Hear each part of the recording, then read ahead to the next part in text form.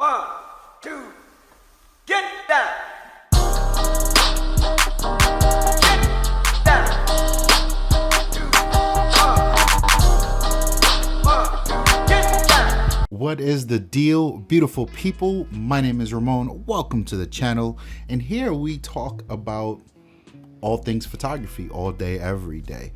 Today's topic is one geared towards someone who is purchasing or looking to purchase a new camera, especially for the first time.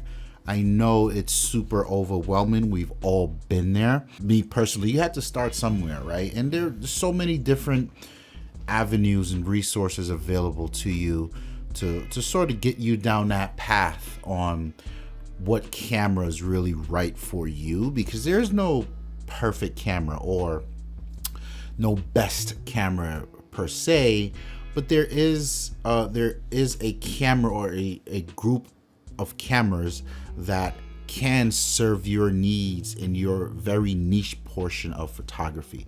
So here are some tips on really the groundwork of that conversation of how do you know or how to get into a mode to choose your first camera. First, you need to really understand or at least visualize what kind of photography you are after. Is it portrait work?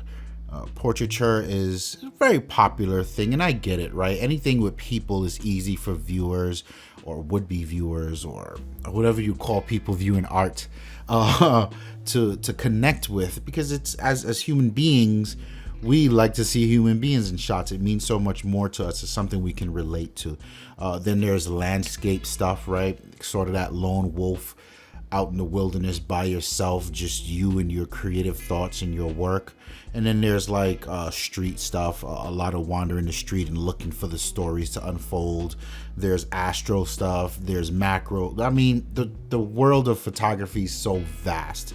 And I think if you can take a second to really hone in on what you are attracted to and what you intend on shooting, you probably narrow down what that camera should be by a good bit.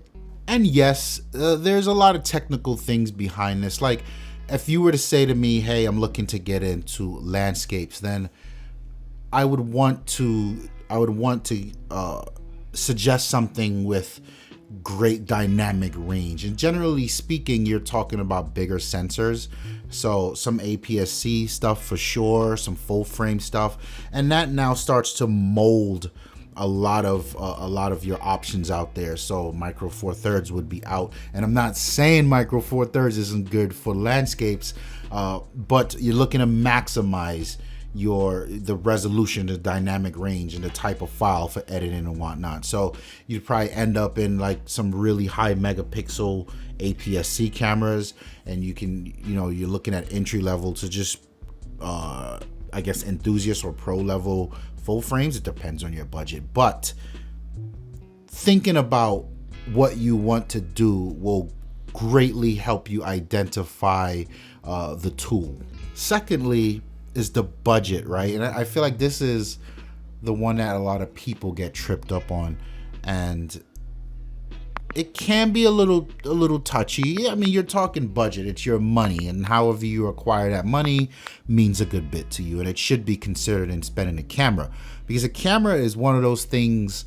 I liken it to projectors. You can buy a $50 projector and show whatever movie on the side of your house, or you can get a $50,000 projector. So there's this, the floor to ceiling is quite large.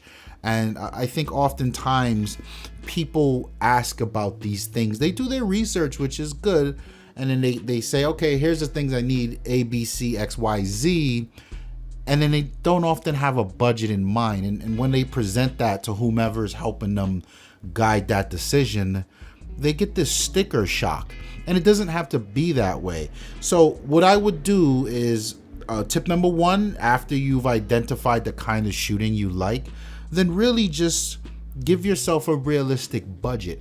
How much can I afford on a camera, right? And don't Don't show up to the party with $200 like, yeah, I need a camera with great dynamic range and it's got image stabilization built in on the sensor and I'm looking to spend $200. Don't do that. Set aside a nice budget within reason. And I guess after you identified really what you're looking to do, you kind of get a range of a budget. And there's a lot of things you can do to get creative with your budget.